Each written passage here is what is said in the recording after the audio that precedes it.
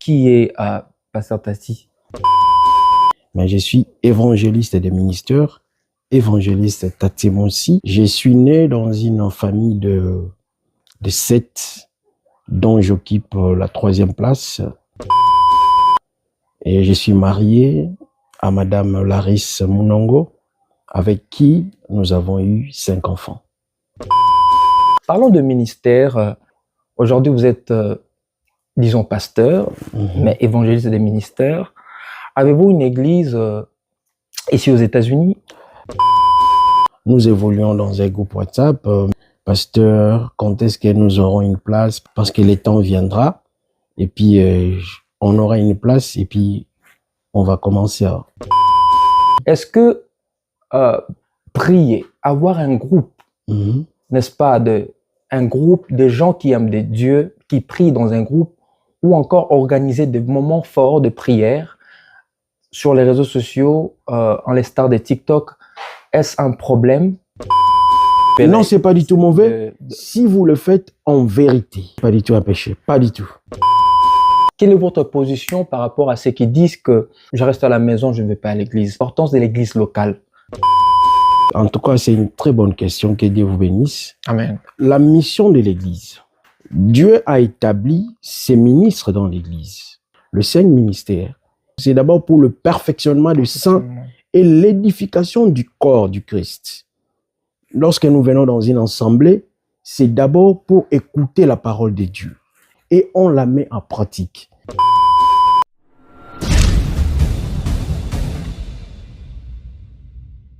Bonjour, bonsoir, ça dépend à l'heure à laquelle vous allez me saisir. C'est encore moi, votre humble serviteur, Doris Mulombo. Je suis très heureux de vous retrouver encore.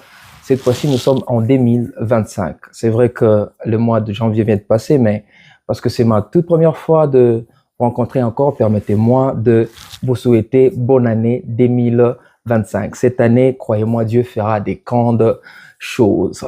Alors, vous êtes partout, je vous invite à partager cette vidéo, à liker, mais aussi à partager massivement pour élargir notre famille. Aujourd'hui, nous allons, dans le cadre de cette émission, le parcours d'un héros, poursuivre. Je reçois pour vous un homme de Dieu et qui se nomme le pasteur Tati, que j'aimerais qu'ensemble nous puissions les découvrir son ministère, découvrir qui il est réellement, mais aussi découvrir qu'est-ce qu'il fait, son église et son parcours, bien entendu, bien évidemment, avec Dieu dans son ministère. Mais avant de commencer, permettez-moi de dire un grand merci à mon réalisateur Rodriguez, qui, grâce à qui vous êtes en train de voir cette vidéo et pour ce très beau cadre qui nous reçoit dans le cadre de cette émission.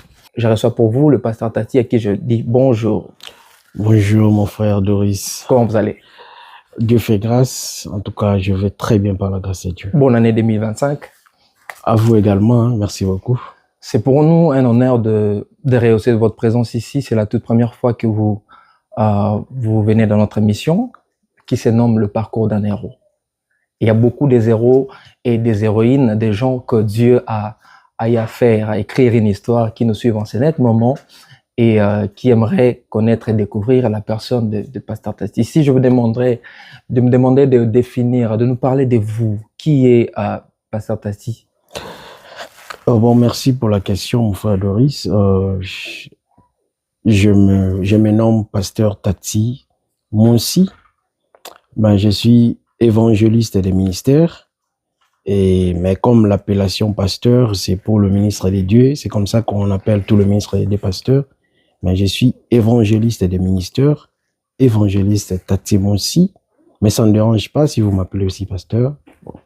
Voilà. Et puis, je suis né dans une famille de 7, dont j'occupe la 3e place. Et je suis marié à Madame Larisse Munongo, avec qui nous avons eu 5 enfants. Okay. Donc voilà un peu ce que je pouvais dire. Merci beaucoup. J'espère que vous avez entendu le pasteur Tati, c'est un marié, c'est un évangéliste de ministère. Et là, nous parlons de ministère avant d'en arriver d'ailleurs. Aujourd'hui, vous êtes, disons, pasteur, mais évangéliste des ministères. Avez-vous une église Ici aux États-Unis? Nous n'avons pas encore une église aux États-Unis. C'est vrai que nous avons un groupe WhatsApp. Nous évoluons dans un groupe WhatsApp, mais les gens ne cessent de m'appeler, de m'envoyer des messages. Pasteur, quand est-ce que nous aurons une place, pasteur? Mais je leur dis toujours d'avoir l'air mal à patience, parce que le temps viendra, et puis on aura une place, et puis on va commencer en fait. Donc, alors, parlons des groupes, des groupes en ligne. Aujourd'hui, il faut dire, nous vivons dans le monde des réseaux sociaux. Exactement. Où, en fait, c'est différent de l'époque de Jésus. Il y en avait pas, mais aujourd'hui, il y en a aujourd'hui. On voit beaucoup de gens qui, c'est vrai, comme vous venez de le dire, qui créent des groupes, qui évoluent dans des groupes. Je vais parler un peu particulièrement des TikTok. Voilà. Je fais partie parce que j'ai un compte et là-dedans, mais je constate effectivement qu'il y a beaucoup de gens qui sont aussi là, non pour faire de bazar, mais aussi pour prêcher l'évangile. Il y en a d'autres qui créent des moments de prière, qui créent des groupes. Mais je remarque qu'il y a beaucoup de serviteurs de Dieu qui prêchent la parole là-bas, qui exhortent. Mais malheureusement, cet aspect des choses crée un peu un souci dans le chef de l'église où ils servent. Ma question, c'est de savoir, est-ce que prier, avoir un groupe, n'est-ce pas, un groupe de gens qui aiment de Dieu, qui prient dans un groupe, ou encore organiser des moments forts de prière sur les réseaux sociaux, en l'instar de TikTok, est-ce un problème ou est-ce un mal? Comment vous regardez vous voyez cet aspect des choses? Écoutez, pour moi, ce n'est pas un problème parce que lorsque nous parlons de l'Église, j'aimerais que les gens me comprennent très bien. Ouais. D'abord, l'Église vient du mot ecclésia, qui signifie ordre. Donc, les gens qui sont sortis du système du monde et qui ont adhéré en la foi à Jésus-Christ. Et lorsque Jésus, dans Matthieu 16, le verset 16, chapitre 16, verset 16, lorsque Jésus demanda à ses disciples, qui dit-on que je suis? Moi, le Fils de l'homme.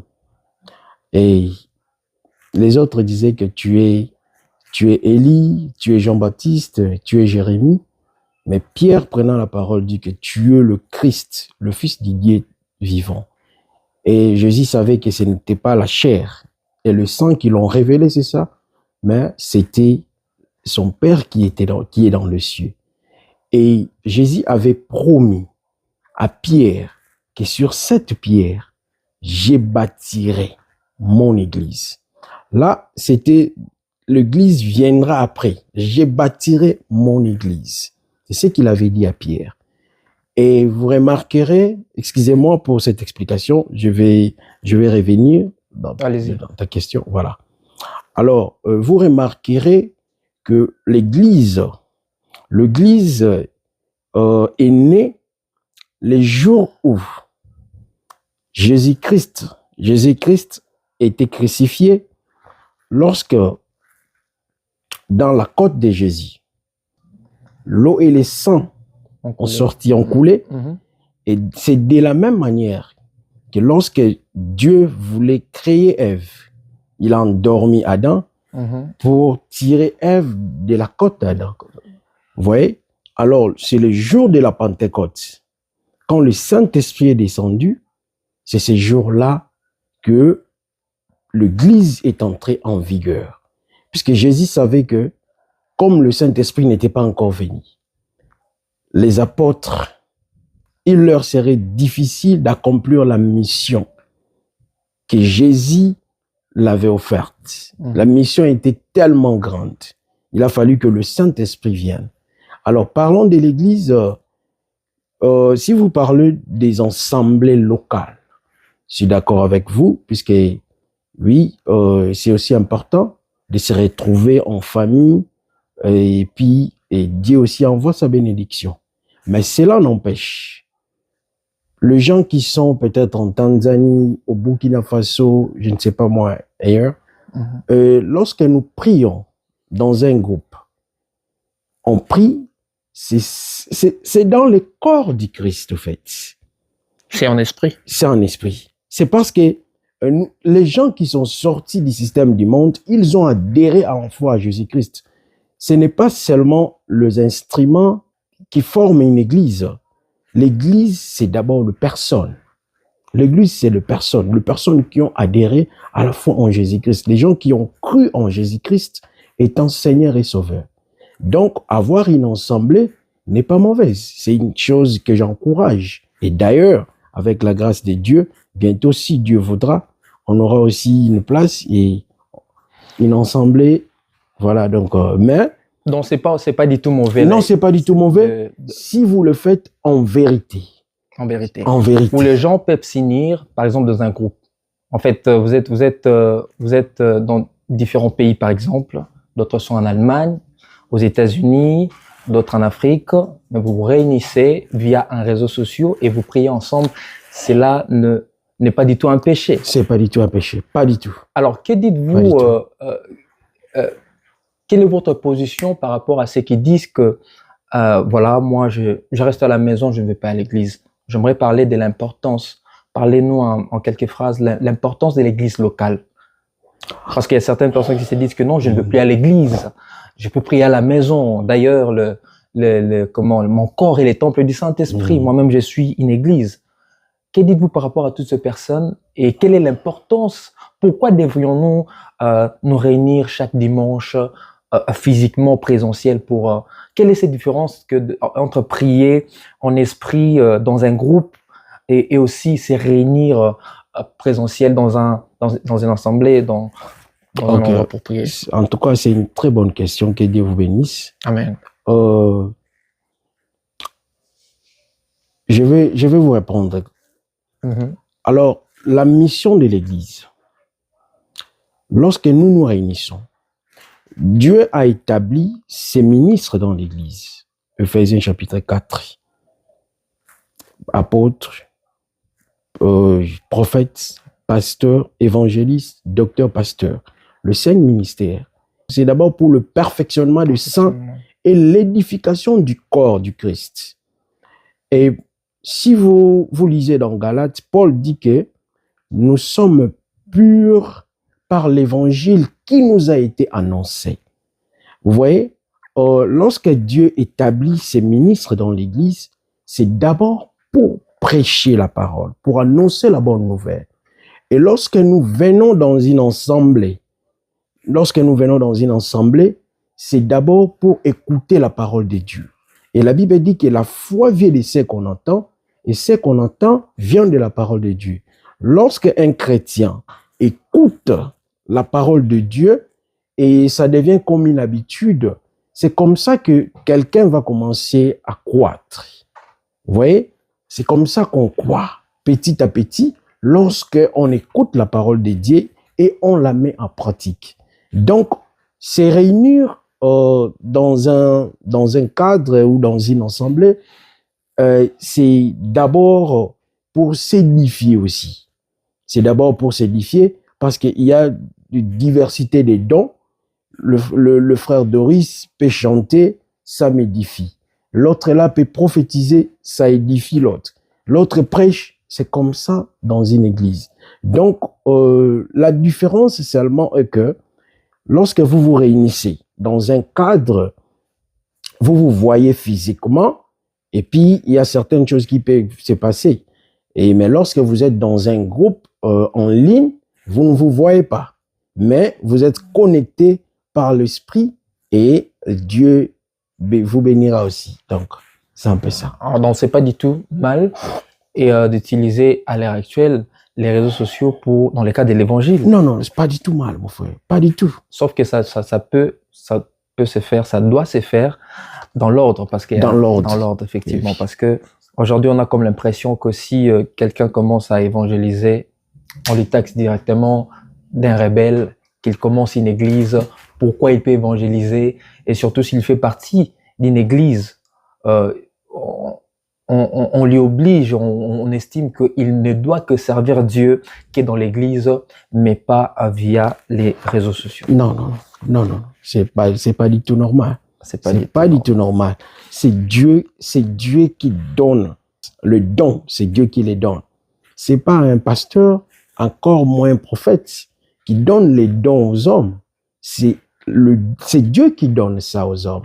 Et c'est pas mauvais lorsque un frère évangélise. Mais écoutez, lorsqu'on évangélise, c'est pour la gloire de Dieu quand même. C'est pas pour la gloire de quelqu'un.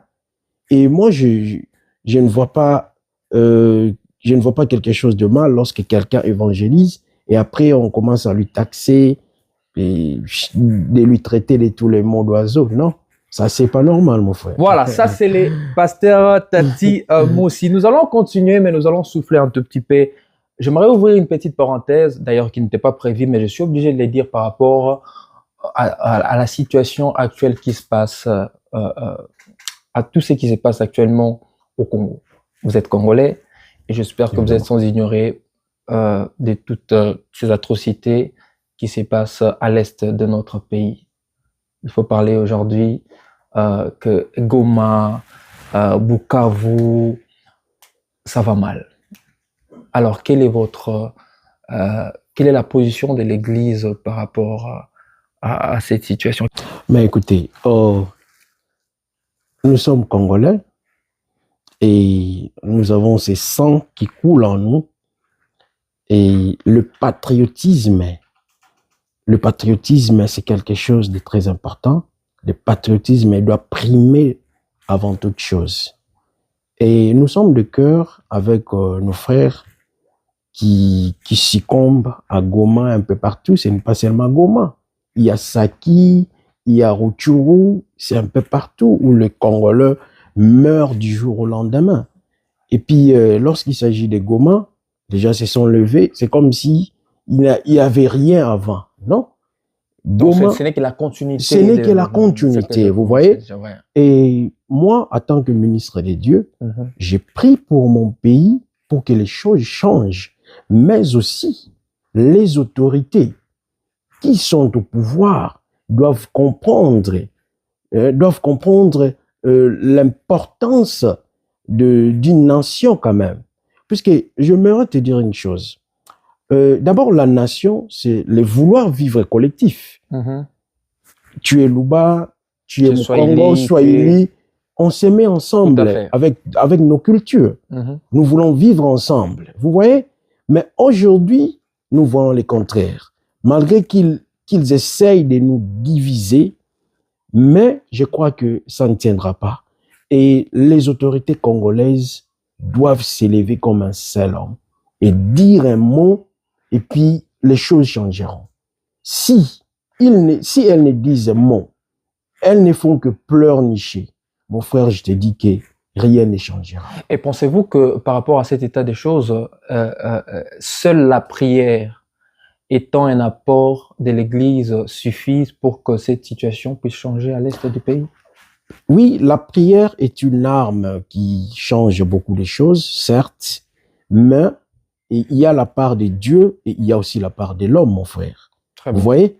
Donc, lorsque vous priez, c'est parce que vous vous confiez en Dieu. Pendant une période quelconque de difficulté, tout ça, vous vous confiez en Dieu et puisque vous êtes au bout du rouleau, devant une situation très difficile, vous vous confiez à l'Éternel. Mais quelle est la part des hommes en tant qu'hommes? Quelle est la part des hommes? Les hommes aussi doivent faire quelque chose. On ne doit pas tout laisser à Dieu, mon frère. Très bien, très bien. Je partage le même avis que vous. J'aimerais dire quelque chose. Aujourd'hui, Dieu est un Dieu de paix. Mais est-ce que Dieu est contre la guerre? Au regard de l'histoire de la Bible, non. Jusqu'ici, est-ce que Dieu est contre? Est-ce que Dieu peut faire en sorte qu'il y ait une guerre pour qu'il y ait la paix? Est-ce que la négociation est la seule option pour qu'il y ait la paix, ou la guerre peut en être aussi une autre? Je vais vous répondre par des volets. Allez-y. Alors, d'abord, en relation internationale, c'est les rapports de force qui comptent. C'est les rapports de force. Mon frère, le pays comme le pays arabe, vous remarquerez une chose. Ces gens-là ne croient pas en Jésus-Christ. Ils ne croient pas en Jésus-Christ, puisque Jésus-Christ est Dieu. Ils ne le croient pas. Mais regardez comment leur pays développe. Regardez comment leur pays émerge. Est-ce que vous comprenez un peu? Mais ils ne croient pas en Jésus-Christ. Mais leur pays est en train d'émerger. Pourquoi? Parce qu'ils se sont mis ensemble pour chercher à ce que les choses avancent. C'est ce que nous devons faire. Dans la Bible, et d'ailleurs, Israël était une nation belliqueuse. Hein? Israël de la Bible, c'est une nation belliqueuse, puisque leur parcours, quand ils sont sortis de l'Égypte pour aller conquérir Canaan, il y a eu des guerres, il y a eu des guerres, il y a eu des guerres, il y a eu des guerres. Et Dieu même, c'est Dieu même qui était commanditaire. Dieu même était avec eux. C'est Dieu qui était avec Israël. Et puis, il leur donnait des stratégies. Il leur disait, ici, faites ceci. Faites ceci. Ici, arrêtez-vous. Et vous remarquerez, même lorsque Balak envoya Balaam pour maudire les enfants d'Israël, parce qu'il montait en puissance. Et Balaam est parti pour essayer, mais Dieu l'a stoppé. Balaam est retourné. Et Dieu l'a dit, jusqu'à ce qu'il une âne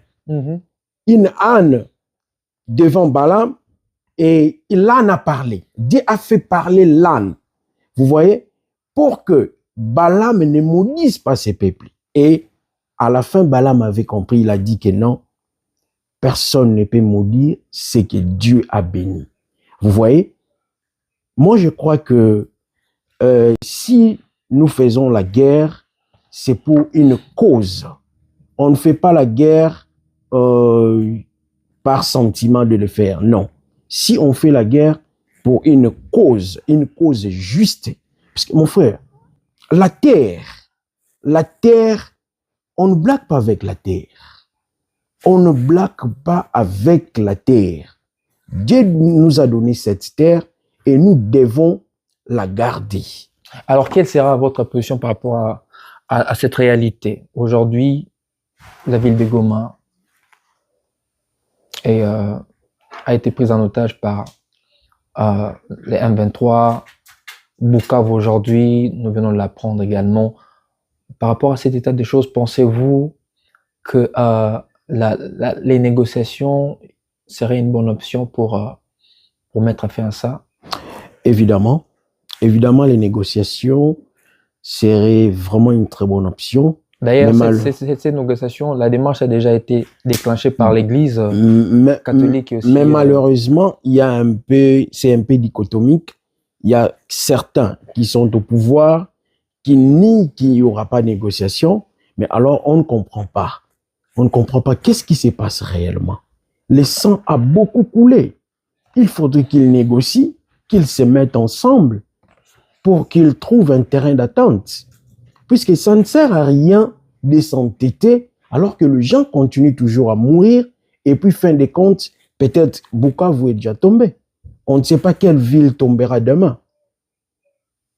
Voilà. Il est temps de négocier et puis les choses seront faciles, mon frère. Voilà, merci beaucoup. Dans cet élan de choses, actuellement, il y a beaucoup d'églises qui organisent des moments forts de prière et l'église Buisson-Ardent n'a pas manqué d'organiser un moment de prière, d'intercession pour la République démocratique du Congo. J'aimerais que nous puissions regarder cet élément et on se retrouve juste après. Nous allons ensemble prier pour le Congo. Together we are going to pray for Congo. Venez, tous les hommes de Dieu qui sont ici. Please, all the men of God. Bien-aimés, nous allons prier pour la paix. We are going to pray for the peace. Il n'y a pas quelque chose que nous avons besoin plus que la paix. What we need is a peace. Tu vas demander à Dieu, We are going to ask our God en tant que prince de paix, to impose the qu'il leur peace, donne à ce que la paix vienne dans les pays. for the peace to come back to our country. Lève ta main, lève ton drapeau, lève Raise ton your hand, drapelet. raise your flag. Demande. Alors, voilà, de retour sur notre plateau, nous allons continuer maintenant. Alors, ici, on va parler, vous êtes ministre des Dieux, parlez-nous un peu de vous. Depuis quelle année vous êtes consacré, combien d'années avez-vous dans le ministère? J'ai été consacré comme étant ministre des dieux, évangéliste, en 2018, au mois d'août. Mais bien avant, en 2013, j'ai été ordonné comme berger à l'église Torrent des Kérites. Ah, Torrent des Kérites, Beardstown, à Illinois. Mhm. Et là, nous étions avec le frère Brady et tant d'autres. J'ai été ordonné comme berger. Et c'est nous d'ailleurs qui ont commencé cette église. Et j'ai été consacré par l'apôtre Jean-Robert Ngondo, Lontumba, de l'église de Jésus-Christ pour toutes les nations. Et JCN, je crois que vers les années 2000, il y a une troupe théâtrale qui a connu un succès, le groupe évangéliste, vous vous rappelez. Et c'est dans cette église que la troupe théâtrale évangéliste était née. Alors, c'est là où moi, j'ai été consacré comme ministre des dieux évangéliste. Évangéliste, donc vous êtes, s'il faut parler en termes d'années, vous avez combien de... J'ai 6 ans et demi, 6 ans, je dirais 6 ans de ministère. 6 ans de ministère. Depuis que je suis consacré comme vous n'avez pas encore évangéliste. commencé, en fait, vous n'avez pas encore une église, je parle d'église bâtiment local. Non, on n'a pas encore une église, une assemblée locale, mais comme je te l'avais dit, nous évoluons dans un groupe et si Dieu voudra, on aura une place et puis... Alors, parlez-nous de comment avez-vous reçu, je m'en parlais ici de l'appel au salut, comment avez-vous reçu Jésus? L'avez-vous rencontré par la famille dont vous êtes issu ou par d'autres moyens? Je commencerai d'abord par parler de l'appel au salut, puisque nous avons 2 appels. Il y a l'appel au salut et l'appel au ministère. L'appel au salut. Voilà. Je commence par l'appel au salut. Et moi, je suis né dans une famille catholique. Et vous êtes né, vous avez déjà trouvé, papa et maman sont des catholiques assidus. Alors, on a emboîté les pas, puisqu'on n'avait pas de choix. On était gamins. Et puis, c'est vers les années 99, 99, que moi, j'ai quitté l'église catholique pour aller dans l'église dite des réveils. Et puis, je commençais à partir. C'est en 2003 que je serai baptisé dans l'eau qui coule maintenant. Au-delà du fait que vous étiez baptisé. Exactement. À l'église catholique. C'était comment? C'était avec un gobelet. Un gobelet, voilà. Ok. J'ai été baptisé en 2003. Mais ça, c'est pas une sorte de baptême? Non. Bon, en fait, c'est encore un autre sujet. Nous fermons la parenthèse. Voilà. Alors, j'ai été baptisé en 2003 et puis j'ai commencé à servir l'Éternel comme étant un frère. Et à cette époque, c'était vraiment difficile, puisque moi, je grandis dans un quartier chaud à Kaouka, et c'était pas facile que les gens te voient avec la Bible, se promener et puis servir Dieu. C'était quelque chose comme si de lâcheté, au fait. Alors, en 2000, 2001, 2002, 2003, jusqu'en 2006, j'étais maintenant, je deviens un chrétien assidu.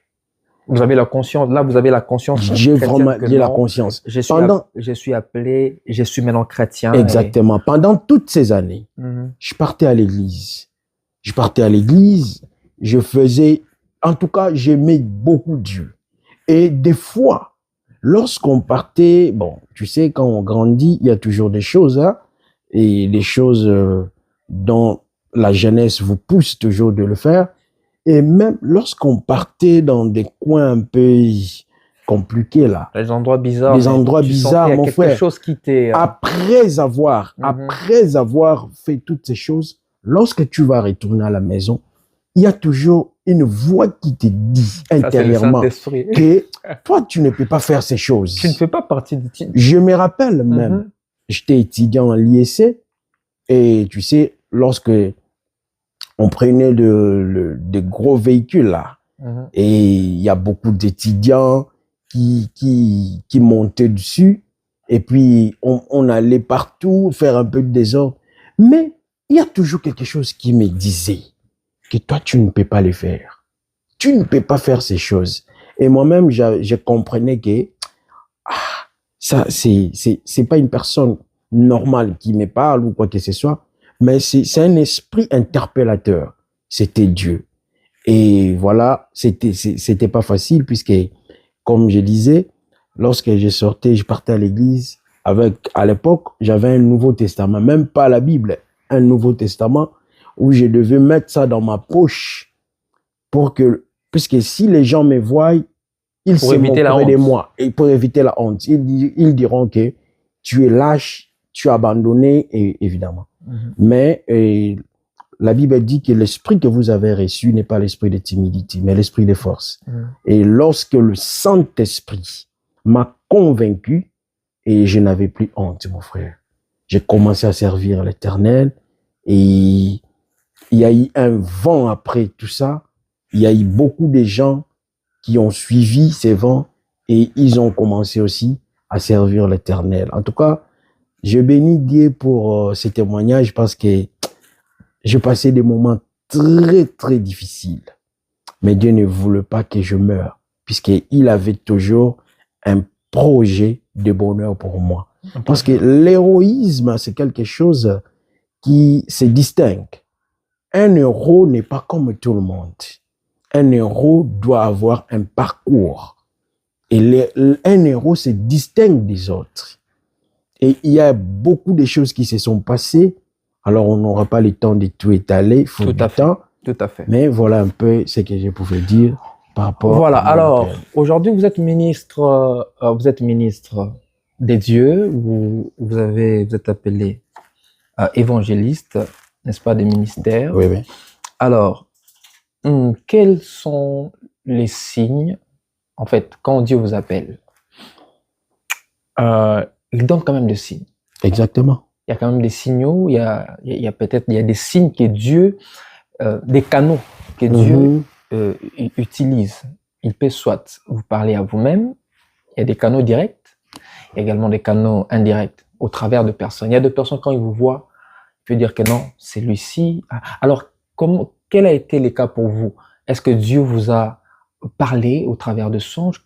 Quels sont les signaux qui vous a été donnés comme élément déclencheur? Vous dites que non, en tout cas, ça, ou encore vous parlez à une autre personne qui vous dit, en tout cas, petit, par rapport à ça, ça montre que tu es appelé à un ministère où tu es appelé à servir Dieu.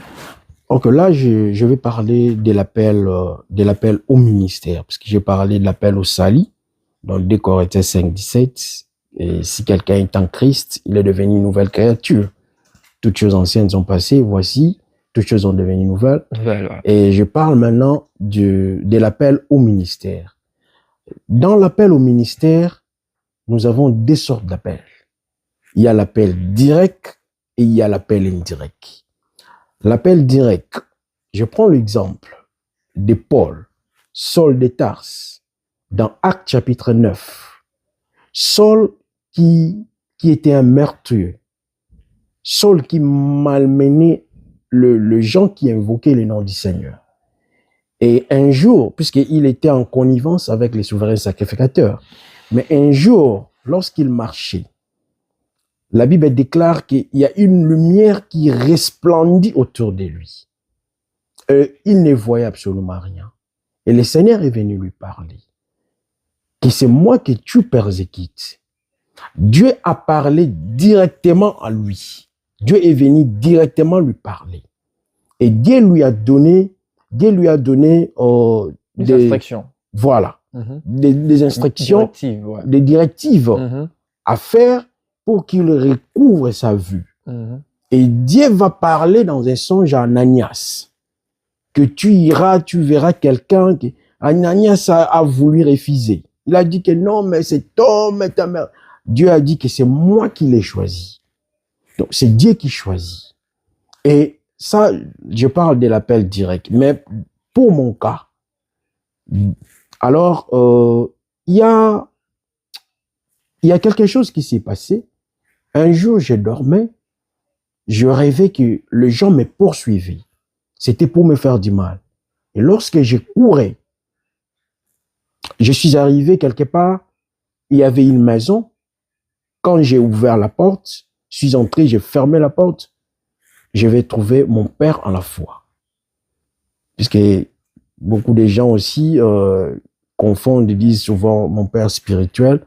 Alors, nous n'avons qu'un père spirituel qui est Dieu. Donc, vous ne partagez pas le même avis que non, ceux qui disent pas du tout. père spirituel? Non, pas du tout. C'est les pères en la foi. C'est le terme dont la Bible nous demande. On abordera ça c'est Paul qui dit ça. C'est Paul qui dit à Timothée, mon fils en la foi. Nulle part dans la Bible on a mentionné mon père spirituel. Non, je vous le concède. Hein, vous avez votre position. Exactement. Alors, je vis mon père en la foi et il m'a embrassé. Il m'a dit, ne crains rien, Dieu est avec toi. Là, c'était pour la première fois. La deuxième fois, je vis dans un songe où le ministre de Dieu de notre église à l'époque, ils étaient autour d'une piscine. Et moi aussi, j'étais avec eux. Il n'y avait que moi, comme frère, non ministre de Dieu. Tout ce qui était là-bas, c'était des ministres de Dieu. Je me suis retrouvé parmi eux. Et lorsque je suis parti raconter ça à mon père à la fois, il m'a dit que toi, tu as un ministère. Mais un jour, ce ministère éclatera. Je ne sais pas quand. Laissons Dieu faire son travail. Pour la troisième fois, à l'époque, c'était en 2008, je me rappelle bien. Il y avait un événement qui s'est passé dans mon quartier. Il y avait quelqu'un qu'on avait poignardé. On l'avait poignardé et il était déjà moribond. Alors, qu'est-ce qui va se passer? Je dormais et puis je vis en songe que j'étais toujours avec mon père en la foi.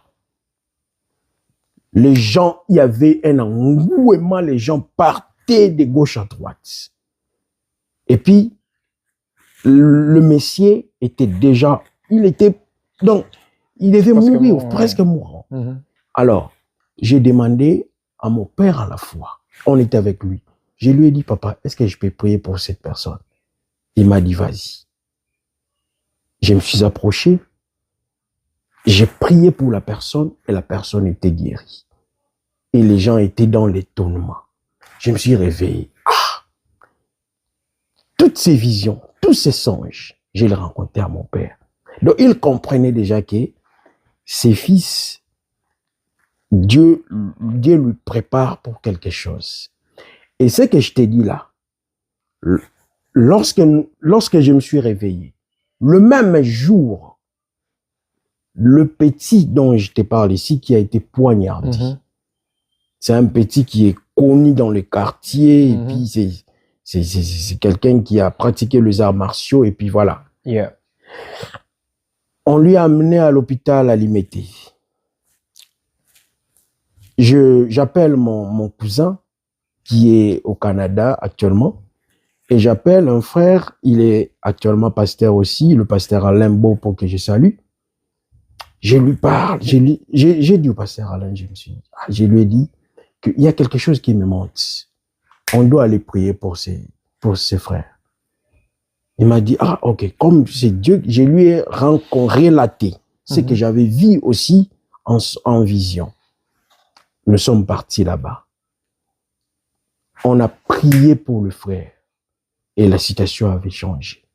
Vous voyez, toutes ces choses, je comprenais, je me disais, mais qu'est-ce qui ne va pas avec moi? Parce que moi, je n'ai jamais voulu être ministre de Dieu. Là, j'avoue, je ne l'ai jamais voulu.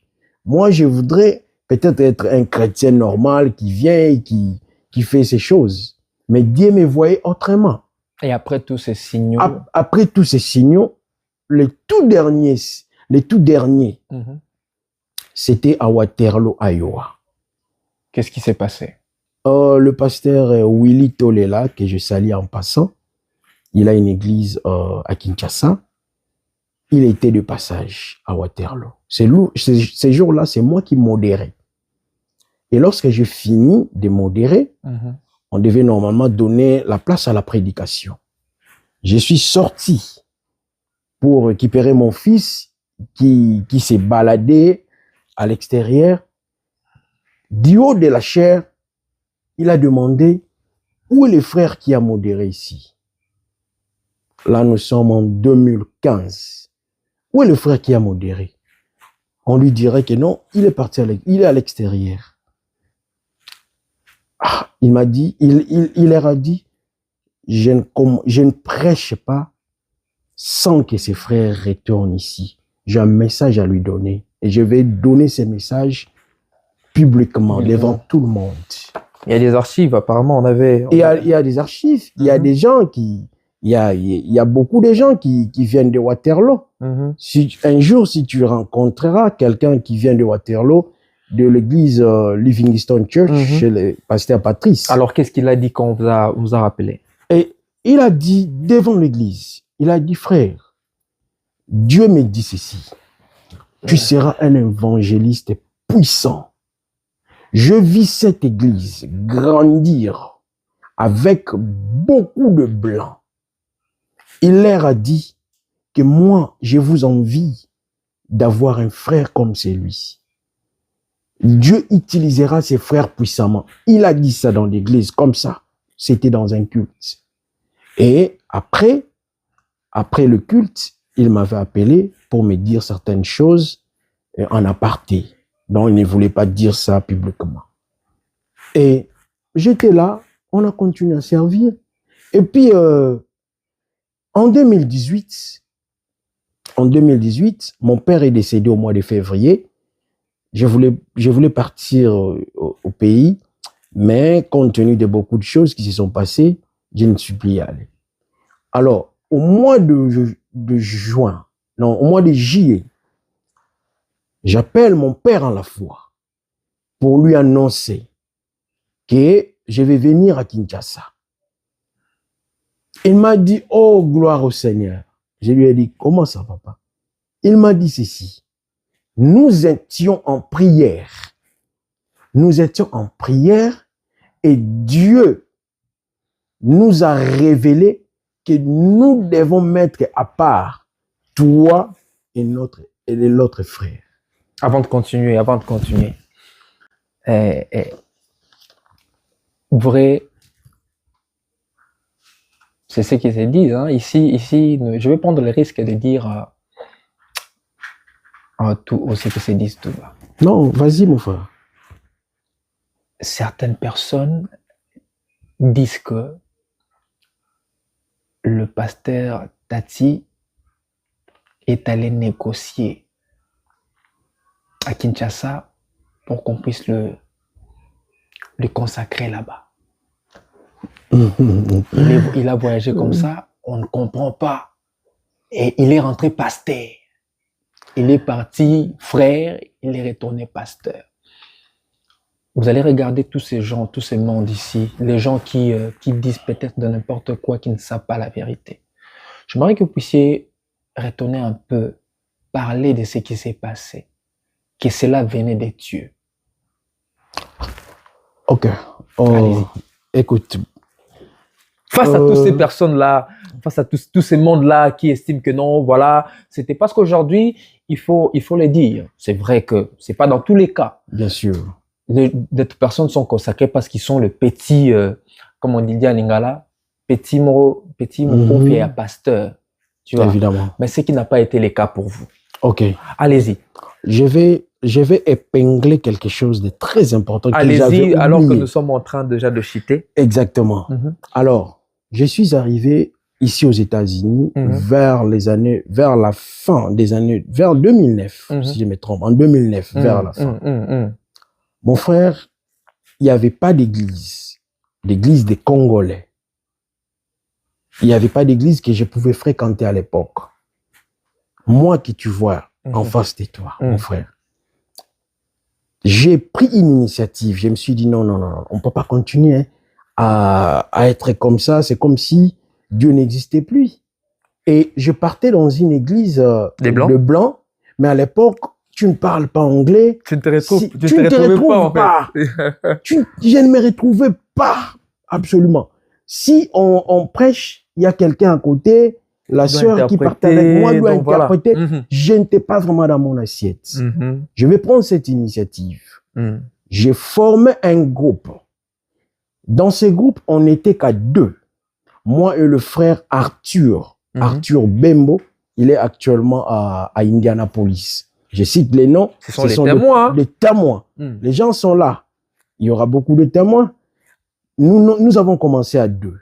2, 3, 4, 5, jusqu'à ce que c'était devenu un noyau de plus de 20 personnes. Je te l'ai dit. Mhm. À cette époque, si je voulais s'autoproclamer, Mhm. moi, Mhm. si je voulais s'autoproclamer, je voulais aussi m'autoproclamer pasteur. Parce qu'il y Et avait personne. Il y avait déjà des personnes, il y avait l'organisation. Chaque dimanche, on s'est rencontrés. On s'est rencontrés chaque dimanche. Pourquoi vous ne l'avez pas fait alors? Pourquoi vous ne l'avez pas fait? Je ne l'avais pas fait parce que ce n'était pas encore mon temps. Je n'étais pas conseillé. Ce n'est pas comme ça qu'on m'a enseigné. Ok. Vous voyez? Ce n'est pas comme ça que j'ai été enseigné. Donc, c'était quelque chose seulement pour prier avec le frère. Et je vais te dire une chose. Lorsque on a consacré le pasteur Stani et le pasteur Anaclé, et ils sont venus à Birstown pour installer, former une assemblée, Mhm. ce sont presque 90% de ces groupes qui est entré dans cette assemblée. Ok. Vous voyez? Et vous ne les avez pas empêchés parce que je ne les avais pas empêchés, puisque je t'ai dit, c'est les dons, c'est Dieu qui les donne, ce n'est pas moi. La Bible dit que chacun met à la disposition des autres les dons qu'il a reçus du Saint-Esprit. Qui suis-je pour empêcher quelqu'un d'évoluer dans les choses de Dieu? Je ne peux pas le faire. nous sommes à Kinshasa Moi- alors. Alors, moi, je ne suis pas quelqu'un qui est Melchisedec sans, non. Moi, j'ai une histoire. J'ai une histoire. Quand j'ai quitté Birstown, Mhm. je vous ai dit, en 2013, j'étais consacré, ordonné comme berger. Et les autres comme anciens, il y avait au moins 5 ou 6 personnes. Moi, j'ai quitté Birstown en 2014 pour aller m'installer à Waterloo, Iowa. Les gens qui étaient restés à Birstown, les gens avec qui on nous avait ordonné ensemble en 2013, étaient consacrés comme pasteurs, évangélistes et j'en passe. Si moi j'étais encore à Birstown, je serais aussi consacré comme ministre de Dieu. Mais comme je viens de te le dire, Mhm. dans des visions que Dieu m'a montrées, Mhm. Dieu m'a montré toujours mon Père. Donc c'est un mystère.